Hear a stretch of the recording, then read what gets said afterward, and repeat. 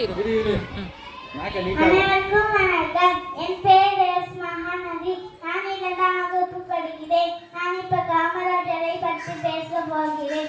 கர்மவீரர் காமராஜர் 1903ஆம் ஆண்டு ஜூலை 12ஆம் தேதி அன்று விருதுநகரில் பிறந்தார். இவர் தந்தையின் பெயர் குமாரசாமி ஆவார். தாய் சிவகாமி அம்மாள் ஆவார். காமராஜர் தன் சிறு வயதிலே தந்தையை இழந்து விட்டார். தாய் சிவகாமி அம்மா கடினமான வாழ்வை கண்டு இவர் பள்ளியின் படிப்பை தொடர்ந்து விட்டார்.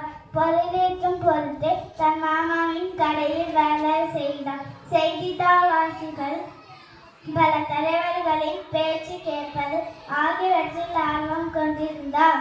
தமிழ்நாட்டின் மீது கொண்ட ஈடுபாட்டினால் காங்கிரஸ் கட்சியில் தொண்டனாக சேர்ந்தார். படிக்காத மேதை, கர்மவீரர் என்றும் போற்றப்படுபவர் காமராஜர்.